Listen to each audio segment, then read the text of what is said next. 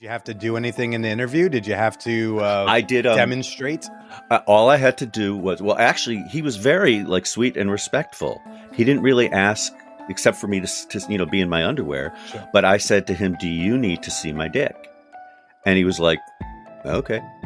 So I went. Not going to say no, but not a requirement. But first, a word from our sponsors. Beducated.com teaches you real sex techniques using real people, not just diagrams and pussy puppets. Get 70% off an annual membership with code MANWHORE at beducated.com. That's code MANWHORE at beducated.com. Or click the link in the show notes. Dogecoin to the moon? Ready to buy the dip? Start investing in cryptocurrency today with Coinbase. And you can get $10 worth of Bitcoin for free after signing up at manwhorepod.com/crypto. Come on, how much longer is this fiat thing gonna last? Are you looking to start a podcast? Want to use audio as a marketing tool for your small business? Enjoy free credits when you use my promo code Billy at Libsyn.com. That's Libsyn, Libsyn.com, or click the link in the show notes. Now let's get to the show. Welcome to the Man Whore Podcast.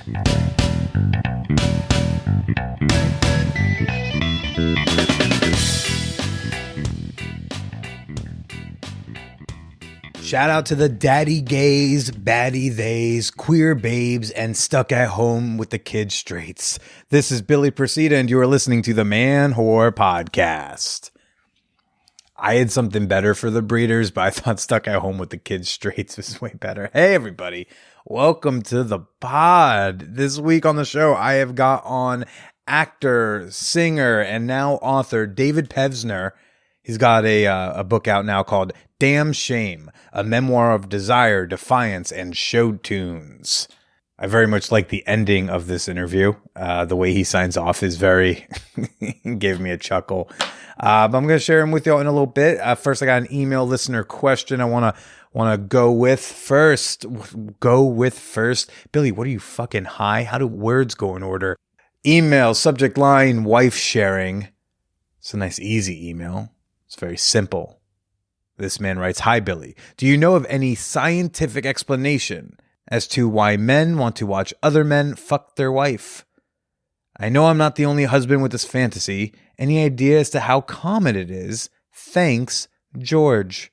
Well, first I want to say that if you're interested in evolutionary psychology and non-monogamy theories, like in terms of like humanity, of like how we humans are supposed to be or not be when it comes to sharing our partners or not sharing our partners, and how we may be evolved or developed in such ways, really, really recommend Sex at Dawn by Christopher Ryan.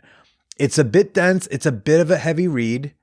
I'll be honest with you, but it really does map out, it's been a while for me. Maybe I need to reread this thing. It really talks about just how we might have been less monogamous creatures in the beginning.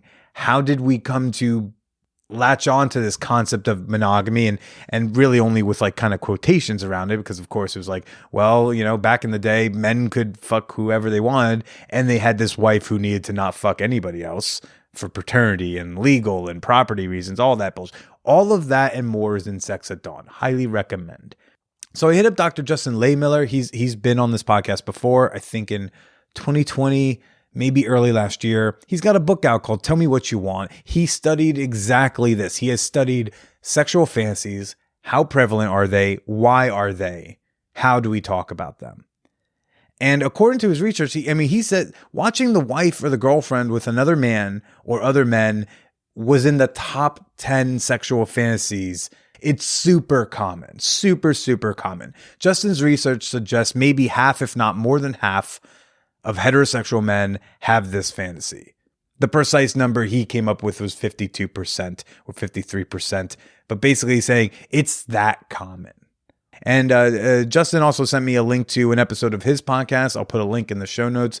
It's him with Dr. David Lay, also past guest of the pod. And they shared a variety of reasons men get into this, okay? Some of those reasons are shared in the book I recommended, Sex at Dawn. There may be some evolutionary psychology around this. Okay, some of it involves the idea of sperm competition. Your body, not even your conscious mind, but just like you having this urge and wanting to fuck the other competing sperm out of her vagina. They call it displacement. You want to displace the other cum so that your cum can reach the end goal and create a baby and lineage and paternity and all that bullshit. Okay. Some people enjoy it not for those reasons. You know, some enjoy the humiliation aspect. Some people want to feel inadequate. You know, that kind of goes more into the cuckolding world where it's like you're getting off on someone else fucking your wife and how you can't fuck her. You're never going to be enough for her. Some enjoy it because it's like live porn in your bed. Some are like, gosh, I would love to watch people fuck. It's kind of difficult and expensive to watch other people fuck. Well, if someone else fucks my lady in front of me, I then get to watch people fuck. So for some people, it's that aspect. It's kind of more voyeuristic. Some people feel hotter for having such a hot wife that other people want to fuck her. That created the hot wife fetish, which is like, man, my chick's so hot. All these people want to bang her. I like watching people bang her because it reminds me how hot my wife is. And then if my wife is really hot, that like boosts my self-esteem and ego vicariously. So for some people, it comes from that world. There are plenty of reasons why men would want to watch their wife or partner or girlfriend with other men. Whatever your reason or reasons are, what is important is that you know that there is nothing wrong with having this fantasy, man. All right, George, you listening? Nothing wrong with having this fantasy. Even if it weren't super common, it would be super valid. Yet, it is super common to want to watch your partner fuck other men. What I'm trying to say, George, is there's 100% nothing wrong with you jerking off to the thought of me fucking your wife. Enjoy yourself, sir. And if you have a comment, a question, a criticism, anything and all things, you can email me at manwhorepod@gmail.com. Before I get to David Pevsner and all things daddy, let's do a fan whore appreciation moment. Okay. This is the part of the podcast where I like to give a shout out to some of the members of my fan whore community on Patreon. And right now I want to give a shout out to Miss Melissa. I don't know if Miss is short for mistress, but if it is, I'm glad I've been such a good boy to earn your support. Thank you oh so much, Miss Melissa. And you too can support the podcast and tell me I'm such a good boy for as little as $2 a month on Patreon. If you're someone who doesn't like those recurring monthly debits have you thing, we do offer annual memberships, and I offer a 5% discount for an annual membership. You pay it all up top right away. Enjoy the rewards all year long. Become a member today. Support the whore you love at patreon.com/manwhorepodcast. That's Patreon, patreon.com/manwhorepodcast. Or download the Patreon app and find me on there. And now for David Pevsner. The Toronto Star says that he is a leader in senior citizen erotica. Oh my. David was fun to talk to. He's got a lot of stories to share. Let's go chit chat with David Pevsner. So you've got your I get the press copy. I get a copy of your book, Damn Shame. A memoir of desire, defiance, and show tunes. We love a good subtitle over here. And, for those unfamiliar, if you get a copy of a book from a publicist or someone who's trying to, there's sometimes usually the press release is tucked in there. Maybe another page with some blurbs from other authors or celebrities. You got Alan Cummings shouting it out. Sick. Yeah, really nice. But then also tucked in the back of your book is something I can't say is normally in the press books I get. And there was this other insert, cock. Yeah, there's a lot of cock. I did not know. I thank God I was not on the subway. This is the first press book that came with a separate package just of nudes. I'm not even sure if I'm supposed to be upset by that, but I hope you're not. No, I was should there be a trigger warning? Hi, there's going to be. Well, they're wow! I didn't even see the one on the back, which is just a full page of schlong. So very nice work. Well, the thing is, there kind of is a warning because there's two photo sections. The first one is kind of like, the PG one where it's, just my life and stuff that I talk about, whatever. And then later in the book, there's the second one, which is the kind of my journey as an erotic model. And the first page, I talk about how, we weren't allowed to have erections. And if this isn't something you want to see, feel free to move on. I'm not here to offend anybody, but that's We're part allowed of the to whole have thing erections in what? in the book. Well, Because are these pictures in the book? they're all in the book. Yeah. Oh, okay. So I think I have a copy that maybe that they hadn't put in the. I just thumbed through it to be like, was there? No, the two okay. photos, so these are. Yeah, So these are in when people buy it. People who buy this book can see your dick too as an included ad. We call that a value add, right? Okay. But so this is just because that makes more sense. Right. I thought you were just hey, you know what? If it helps us get New York Times, let's throw in some nudes in there. No, it's because part of the thing of the book is like there's so much shame attached to our bodies and nudity and like, oh no, his dick. Like I'm just so sick of it. And I want to kind of like normalize it a little bit more and appreciate. Put it out there for people to appreciate who want to appreciate. And if you don't want to see it, that's fine. Sure. That's fine. But then don't come at me and call me like a slutty whore just because my dick's on the internet or in the book. Especially because you're like, but I am a slutty whore, but I don't think we're saying that in the same way. No, we're not. Nudity has always just, I always say it just has gobsmacked me how America has such a problem with nudity and especially the male penis. All my life, I've been like, why? I was so ashamed of it. I was covered up, having to undress in the locker room just freaked me out. I didn't want to be an actor. I wanted to be an actor, but I didn't think I could because if I had to share a dressing room with somebody, it was going to just absolutely kill me. And when you were younger, like what or who was the source of your bodily shame? Well, when I was a kid, we used to go to we used to have vacations and we go to the pool or go to the beach. And whenever I would take off, I would always have these very tasteful little matching trunks and jacket, in the 60s. And so I would take the jacket off and my bare chest would be there. And I was 6, 7, 8 years old. And my sisters would point at me and go, woo, woo, woo, woo. And I was kind of like, oh, it made me want to cover up because I felt like I wasn't just shirtless at the beach. I felt like I was naked, and people were watching me and judging me and I was skinny and I was a very sensitive kid. So that was part of it. But then gym class, where you get the big guys beating up on the skinny guys and in the locker room, pointing at you and going, tweaking your tits and going like, ooh, you got no tits.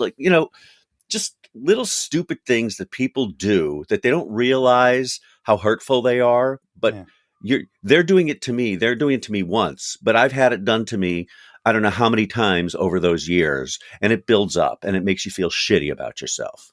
Then, so I spent most of my, early adult years being kind of a thinner guy. I was dancing, and then finally, and I felt like, okay, but I also didn't have great self-esteem about my body through most of it because in the gay community, I was seeing, especially in the 80s where because of AIDS, there was this kind of movement for guys to be really buff and shaved and shiny looking and whatever, because it was kind of a backlash against looking ill.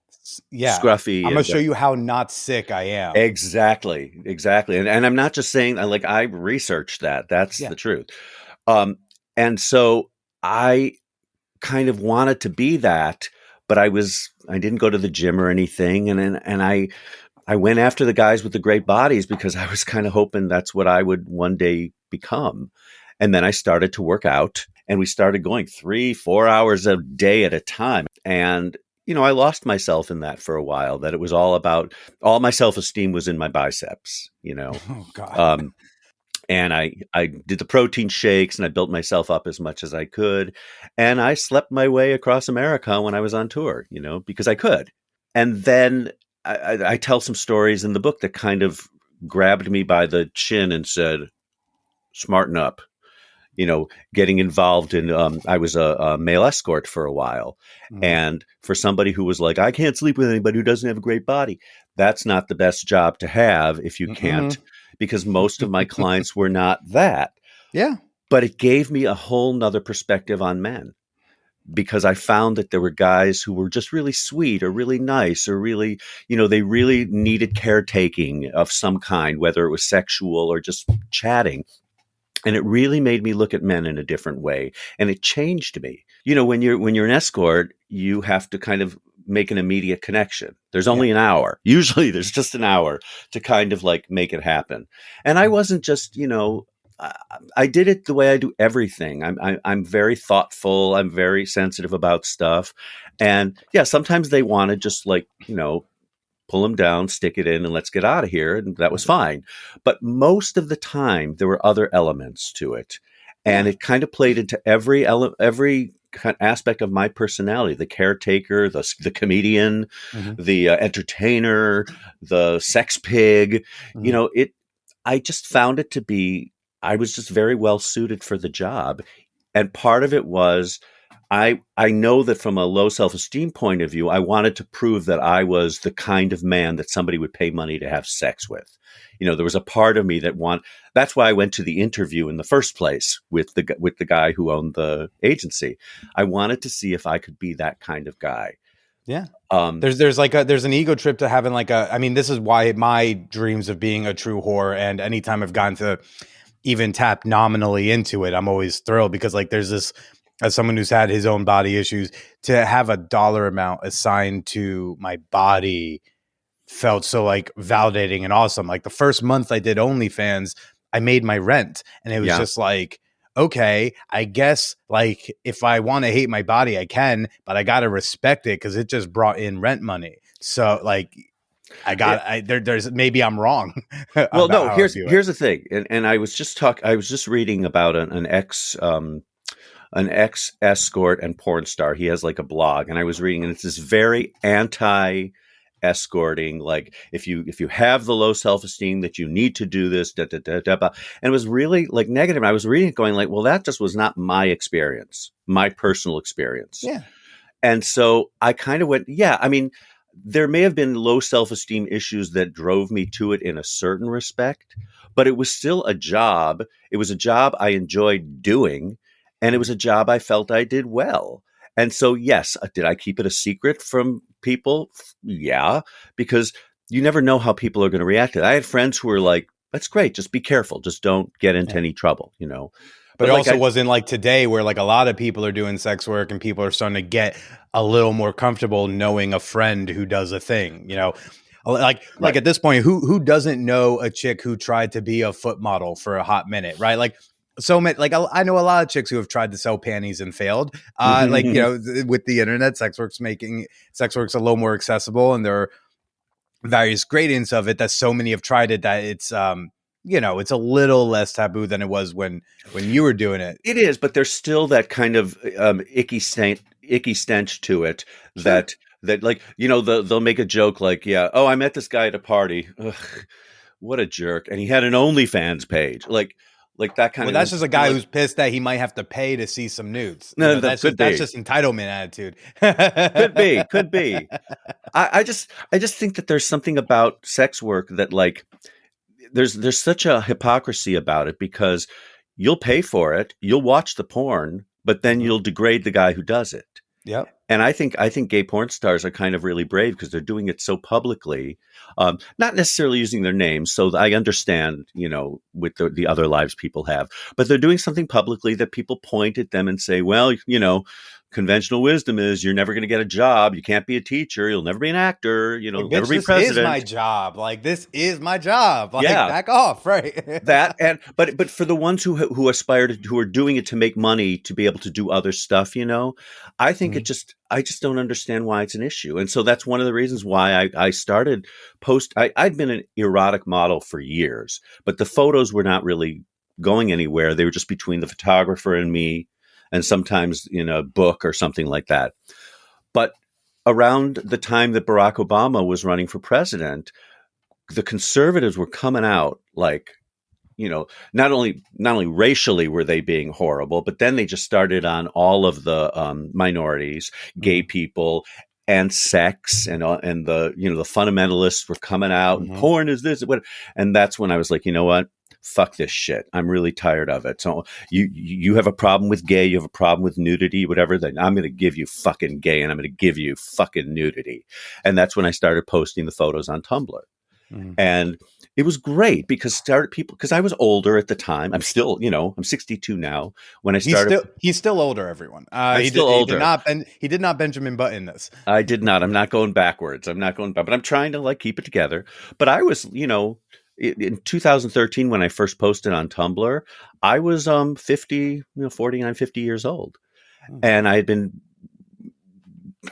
posing for the last 10 years before that, and even 20 years before that a few times. So I had this backlog of stuff, and I always treated it as an art project. Yeah, there was a total sexuality to it, and some of it was blatantly sexual, but some of it was very artsy and kind of interesting. And that's how I started putting it out there. And I started getting messages from people on my Tumblr blogs who were my age saying thank you for doing this. I always feel so shitty about myself. And, I'd like to not feel any body shame. And, you're inspiring me to go and just take my clothes off, or maybe take some pictures just for the fun of it, or, just whatever's going to make you feel better about who you are inside and out. Sometimes, it's a shell thing. It's I just want my shell. I want to feel better about my shell, whether I'm a little hefty, whether I'm a little thin, whatever the case. I just remember this guy that I was on tour with, and he was not what you would say was the most attractive guy in the world, but he was really gregarious. He was really friendly. He was really sweet. And we would go to bars because we were all gay in one of the shows. We'd go to bars, and he would leave with the best looking guy in the bar every time. Yeah. Because what it comes down to is confidence. If you have confidence, however you are, that's the key. I write about people in when you've been to foreign countries, and you see on the beaches, and you see kind of heavy set women in little bikinis, or guys with a paunch wearing a Speedo, whatever, and they're going about their business and having a great time and playing with the kids and this. They don't care.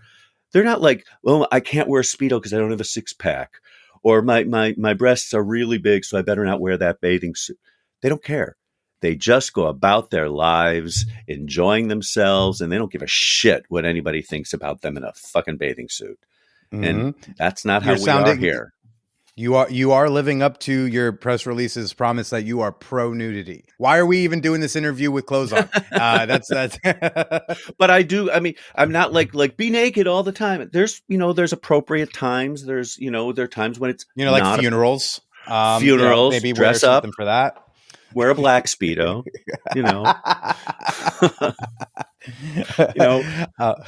Wear a black bra, nothing else. You're fine. No, but I'm not out to offend the people who don't want to see it, but I also think that it's aimed at the people who do. So if you happen to come to my OnlyFans page and start to criticize me for what I'm doing, it's not for you. Right. You don't need to be there. And then you don't need to go and, just knock it down and knock down anything. If you don't want to see it, fine. I question why you don't want to see it, but if you don't, then move on. You're also one of the few guests who who not only also have an OnlyFans page, who have gone over to check out my OnlyFans page. I did. What'd you think? I think it's great.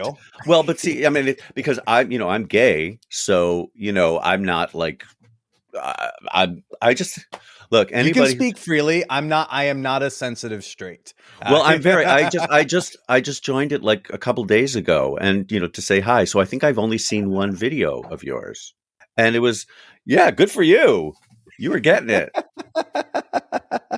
Good for you. Most people reach out to say, hi, looking forward to the interview. They do that like on Instagram and email, but you were like, no, let me go where the dick pics are at and say hello.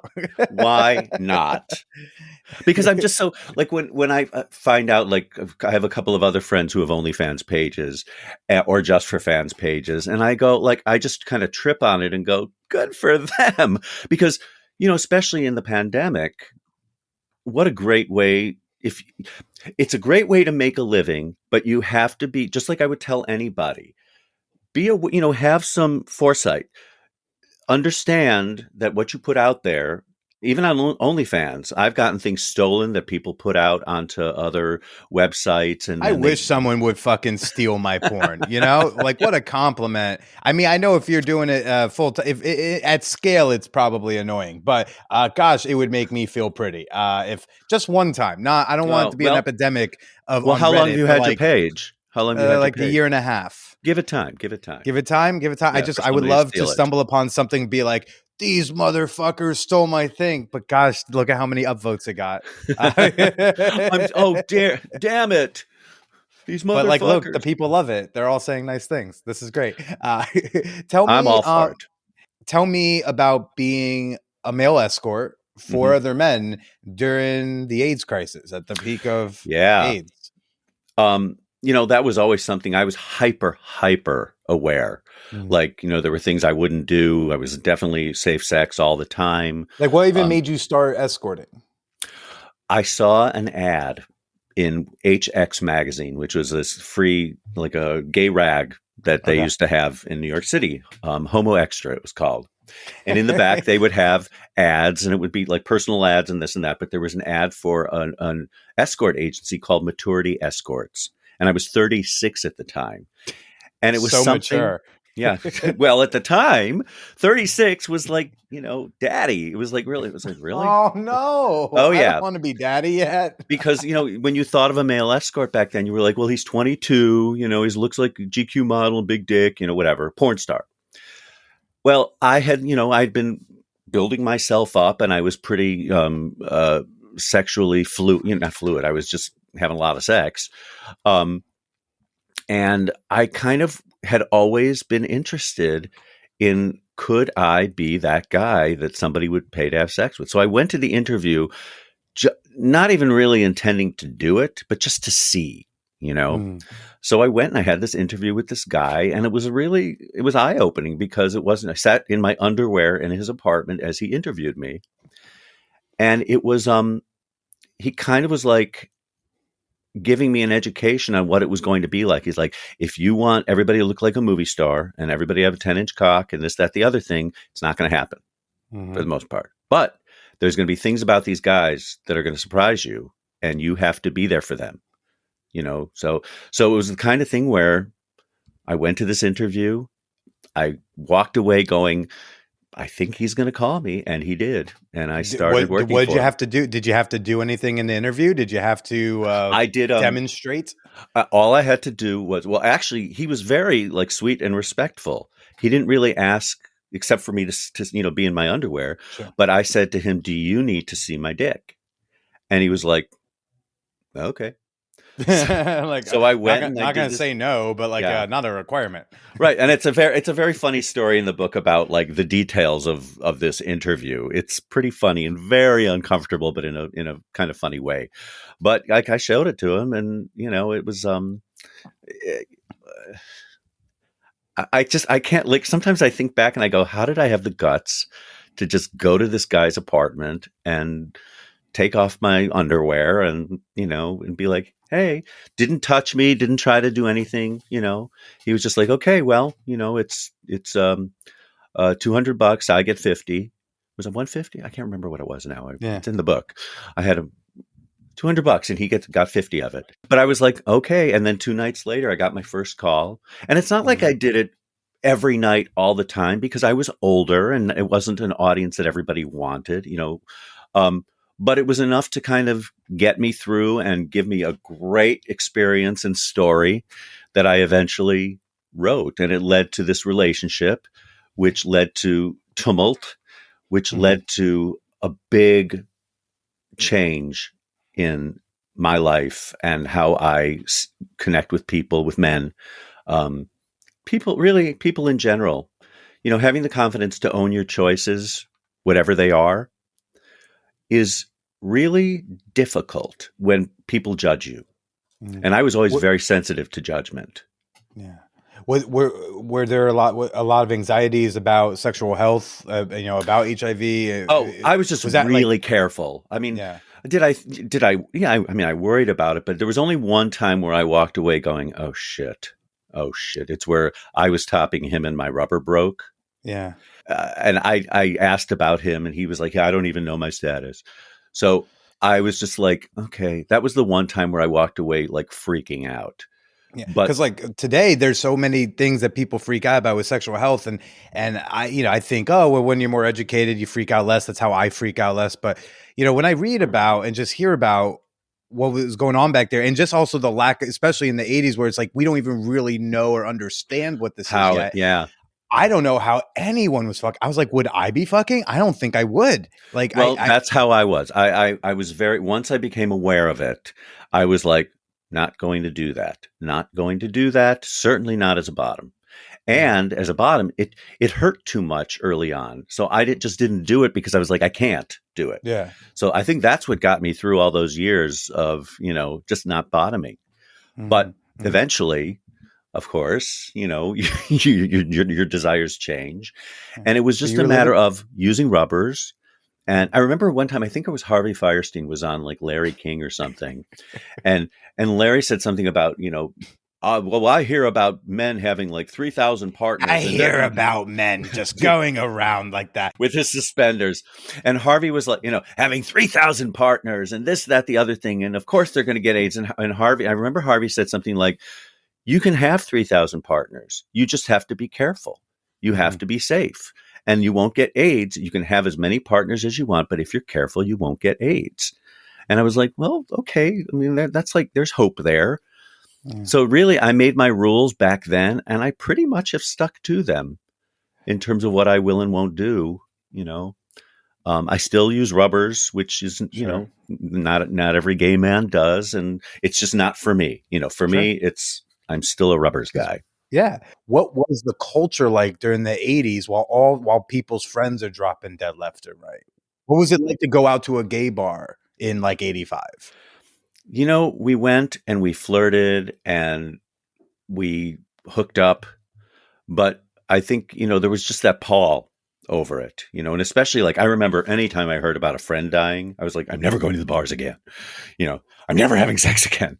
But you can't live your life that way. And so if you feel like you have a hand, finally we did have a hand on like how to handle it.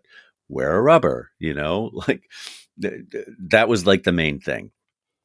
In your subtitle, you got the word defiance there. And like, it seemed like when I hear stories, it seems like there was an element of wanting to defy a virus, to be like, I am not going to let a virus stop me from enjoying sex. But like, then there's also, the virus can also be a source of shame. Right. Well, the virus can remind you of like who you are and who you love and who you like to fuck. And in the 80s, that was not very kosher. Well, I mean, it definitely colored for years. I mean, just hyper safe. Sure. Sometimes, like when I would be with somebody, they're like, no, it's okay. I'd be like, no, it's not okay. And especially since I don't know you very well and we're having essentially a one night stand, don't tell me how to have sex because I have to wake up with myself tomorrow morning and look at myself in the mirror and wonder what the hell did I just do? And that makes me not want, I'd be like, I wouldn't want to fuck the person even with the rubber at that point. Like I've definitely like lost interest in women, or I've seen like an ad and be like, oh, well, if you wanted to do it bareback, I mean, I don't really want to fuck you with the condom. Yeah. Yeah. I mean, it's a tough thing because I think it is truly a case by case thing. I used to be just of the last few years, I used to be like, if you have bareback in your profile, then don't contact me. Well, it's a pretty prevalent thing. And I'm like, okay, well, as long as if you will use rubbers with me, then we're great. We're fine. But if you want me to bareback, I don't do that. Sure. I did thumb through the book. I know I told you before we got on, I was like, I have not completed it, but I poked around and read some pages. And one of the pages I just happened to open to, I think was the beginning of the Jagged Little Pill chapter, which opens with, it's a more recent story of having sex with someone, your condom broke, and like that exchange, but not in that era, but the present day where we have PrEP, where we have drugs, where people can have undetectable viral loads. But even now, there's still definitely like stigma and lack of education around that. Right. So like when your condom breaks and he says he's positive, like what are you feeling? What was your emotion? Well, back then, I mean, it was more recent, but that was Right. still More maybe recent 16, than the 80s or 90s. right. Yeah. This was like 16, 17 years ago. Oh, And really? Wait, oh, we've had PrEP that long? oh, no, I wasn't on PrEP at the time. Oh no, I was talking about the guy. Your condom breaks on me. He says it's okay because I'm undetectable. This was I didn't know before if that PrEP. was going on then. No, Okay. this was before PrEP. And what I didn't know at the time was that if you were undetectable, you couldn't pass on the virus. So Right. at the time, I didn't know that. All I heard, I didn't hear, I'm HIV positive and undetectable. All You I just heard heard the was I'm HIV HIV positive. Yes, exactly. Right. And it's like panic. So I walked away, and he was even saying to me, my doctor says, you don't have to worry about it. I said, okay, well, your doctor says, but what about me?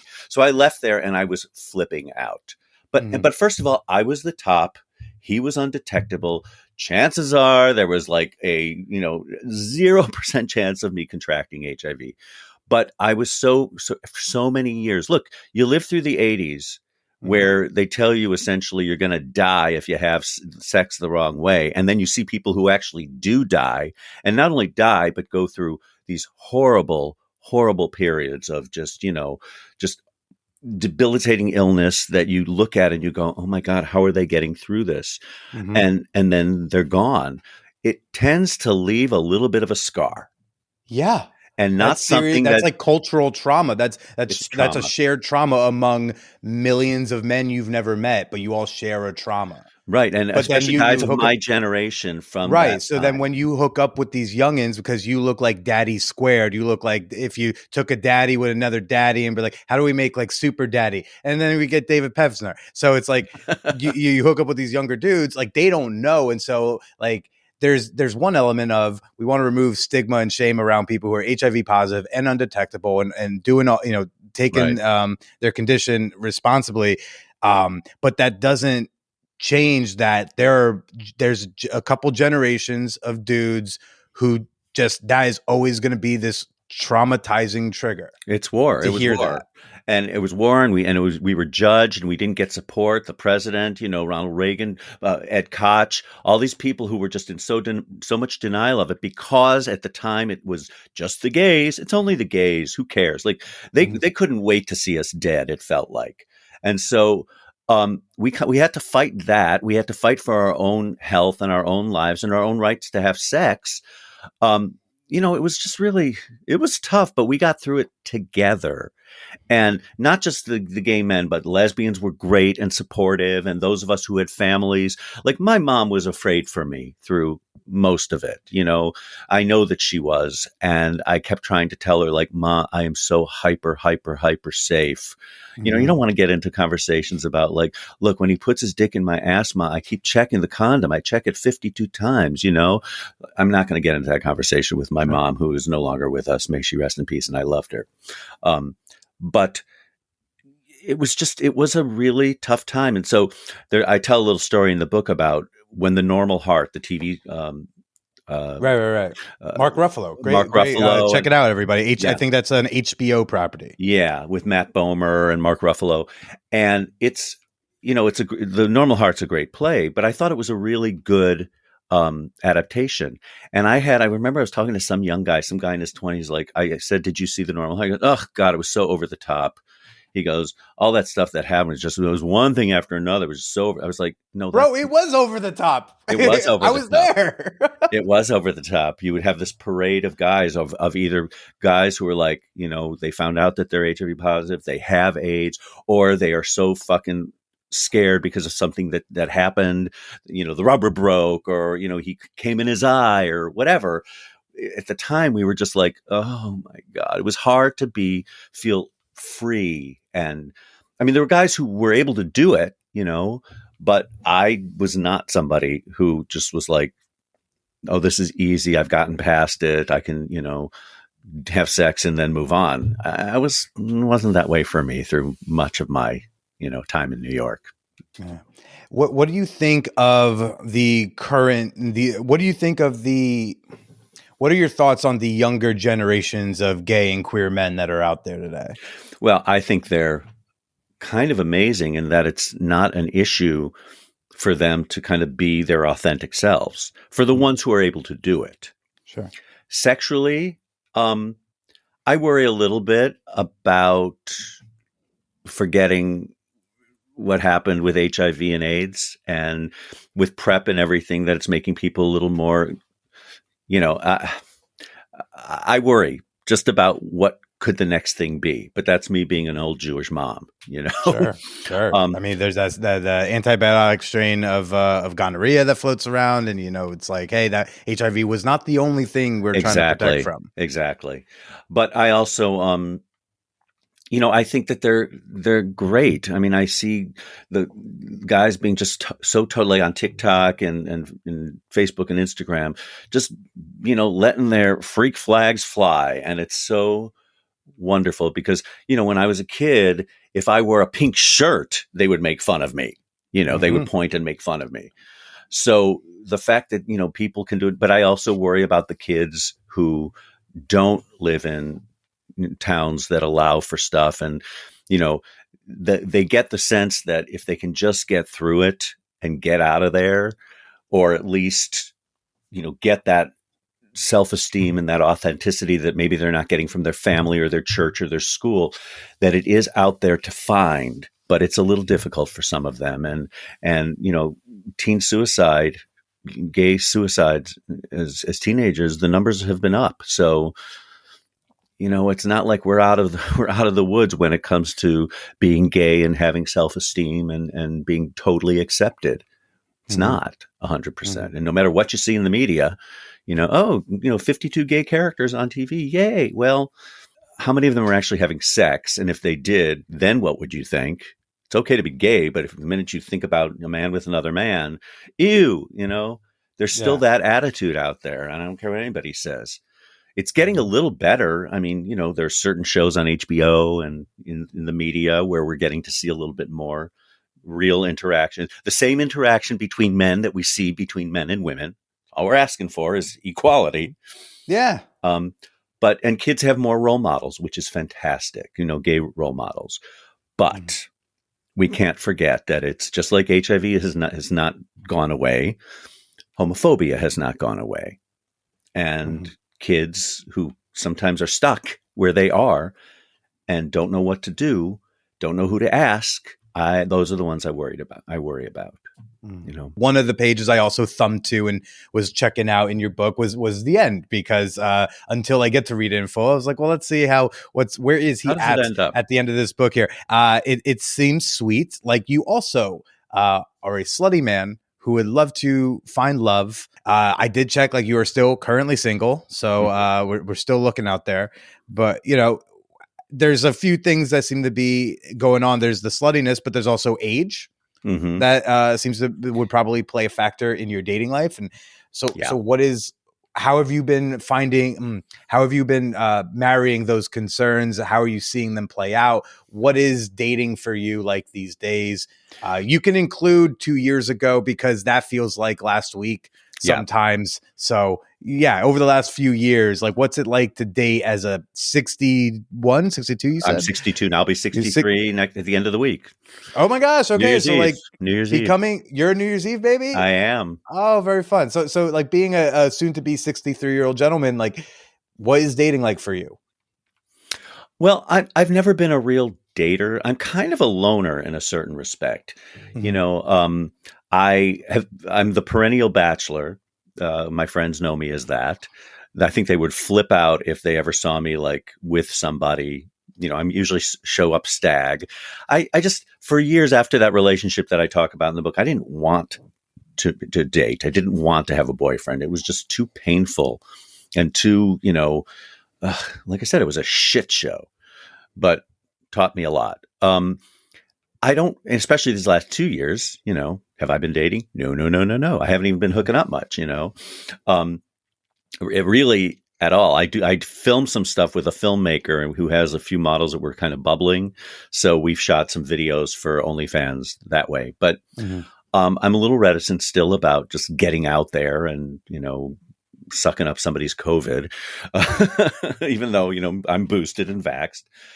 But yeah, ageism. I talk about ageism a lot in the book because as I have gotten older, um, you know, there's two schools of younger guys. The younger guys who are like, ew, gross, disgusting, puke, awful, gross. Who wouldn't want to touch that? Sagging, disgusting, wrinkled, ugly. Put a shirt on, put your pants on. I don't want to see that saggy dick. I did. There's that. But then there are the ones who are like, oh, daddy. Mhm. Oh, I love an older man, or I like some lines on the face. I like the fact that you're not like, hard body guy, but you're like a real man who whatever. So I kind of take it and go like, okay, nothing surprises me. Like and I usually, usually guys my age don't approach me because Mhm. they're either taken or they're looking for younger guys. So Sure. I'd love to meet somebody my own age. I just Really? don't. Yeah, absolutely. But younger guys are the guys who come on to me. Reminisce about ABBA together? Is it- Exactly. I was never an ABBA fan, but we could play our Streisand records together. Sure. Records, not CDs. Records. Hey, there are people listening who don't know what either of those things are. Streisand or records. Yeah. But see, I remember we weren't dating. I met this guy in my acting class, and he was a singer. I was in a film that I was the lead in, and they were having a screening in like Burbank, and he wanted to come. So I was like, well, I'll drive you. So we went, we watched. And on the way home, he was telling me that his manager wanted him to listen to a different artist every day. And I said, well, have you listened to Barbra Streisand? He goes, I don't know who that is. I said, okay. Oh my God. So the ride home from Burbank to his place in West Hollywood, I played like every Streisand, like all really great Streisand stuff, and he just sat there and flipped out. I was like, "See, you could learn something from the old guy." And he's like, "Well, I want you to listen to more hip hop and more rap." And I was like, "Okay, just play me something." you were there. You were there when it burst out. Like But he I was doesn't know. He I doesn't was know a who Run DMC is. Right. But I was a show tunes and Streisand. That's what I listened to, and thank God I've changed all that. But, I listen to other things too. But, Well, what would be your ideal relationship? I used to think I wanted like what I saw in the movies, the big rom-com, romantic, whatever. But you know what I would really love?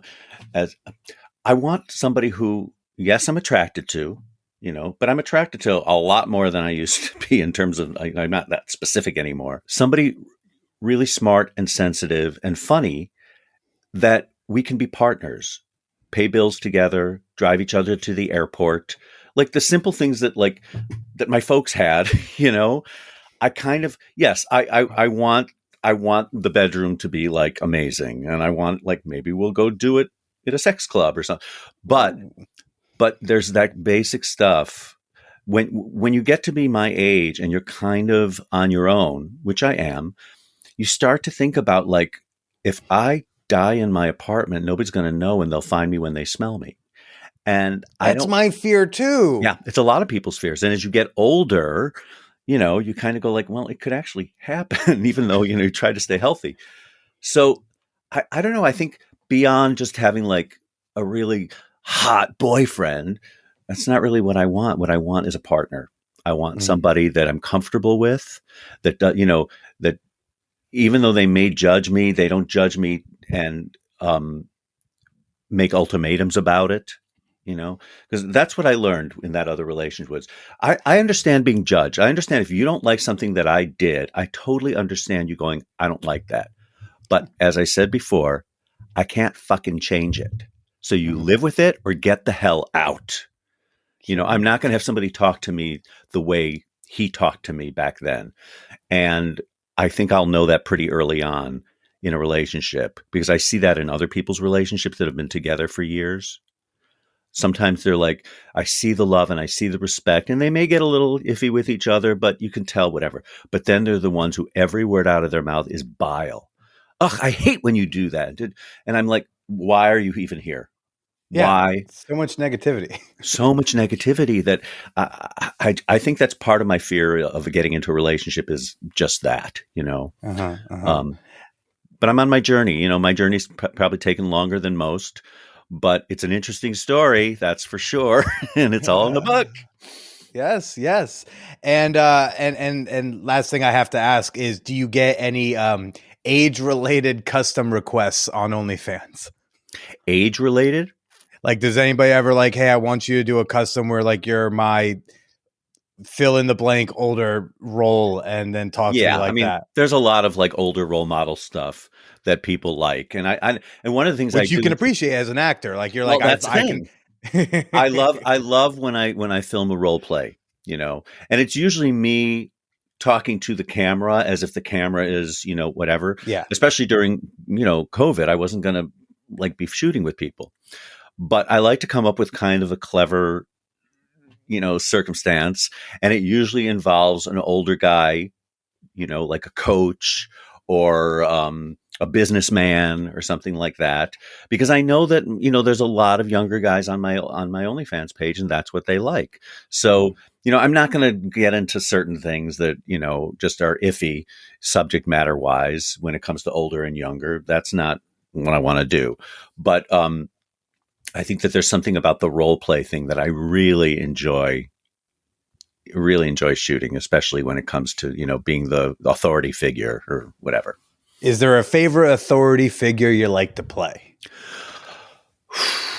Which one have I done that I really like? Oh, well, Is there one where like when you get that request, you're like, oh, thank God, because I love it. I like Leather Daddy.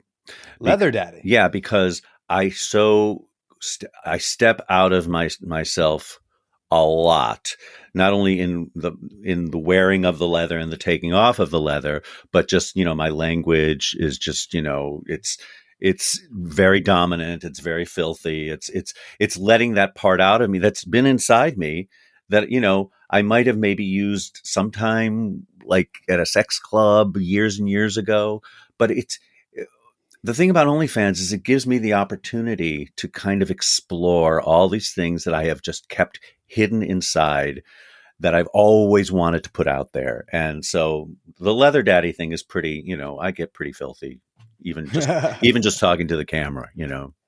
Yeah. And it's fun. You sound so like even toned and calm and just very chilled out when you were just like, yeah, I get filthy sometimes. Hey, you know, Yeah. fuck around and find out, because I'm just gonna be like I'm Suck so my fucking dick. there it is. Okay. Spread your whole boy. Yeah. Oh my God. That one had a little bit of like a Sam Elliott thing going on. Yeah. It's fun, but it's really fun. And, you know, I would never like get cast in that in real life, like in a movie or anything. So, and I still act. I'm still an actor, you know, and I still, you know, audition for stuff. And right before COVID, I was in a show that we had to cancel because of COVID. So it's not like, you know, oh, now I'm doing porn. I can't. No, it's my whole thing is it shouldn't matter. So we'll see. Sure. We'll see how that plays out. Yeah, absolutely. I also hope that we can both just do some casual porn and pursue other arts. Well, that should be how it is, actually. You know, That's it's like what I I understand if it's a Disney property, but outside of that, like, come on, let's all chill out. You know, it's. I was told, I was actually a friend of mine who's a producer and director. I asked him about, like, am I now not castable for you guys? Well, David, you know, most of what I do is for Disney. And I said, you know, I had an agent who dropped me who said, you know, we can't get you onto Disney and Nickelodeon shows. I was like, I don't care about being on, you know, fucking Hannah Montana. That's really not what I want to do anyway. And I do believe that the people who I really want to work with wouldn't give a shit. You know, here's hoping, because you know what, Jenny fucking McCarthy. So let's all relax. She's a woman. It's different for a woman. It is. It is different. But David, thank you so much for chatting with us. When this comes out, the book will be on shelves. Damn shame. But David, you want to tell people where they can find you, where they can get the book? Well, if you find me on Instagram, that's DPevs on Instagram, Real Guy LA on Twitter, and also David Pevsner on Twitter. I'm also David Pevsner on Facebook, and OnlyFans is Real Guy LA. Because he's a real guy. That's what in I LA. started. It's originally I used that as my kind of hookup name on Grindr and stuff like that, or Dude's Nude. But I kind of just kept it as I just kept it because I'd had it for so long. But anyway, it's very direct and it's very to the point. But also just Google "damn shame" David Pevsner and you'll find it. There's a link tree with different places. It's different for different countries, but sure. I think you'll really like it. If it's quite a story, I have to say. It's almost kind of epic in its way. I look forward to reading it, sir. And thank you for making time to chat with us. And why don't you go ahead and say goodbye to everybody? Thank you so much to you, Billy, and also to the audience out there. I hope you've enjoyed the conversation, and I hope you get a sense of what the book is going to be like. Wait. Can you also say goodbye to us in that Leather Daddy voice? Get the fuck out of here. Get out of here. No, come back. Suck my dick. Yeah. Fuck. Bye. Bye now.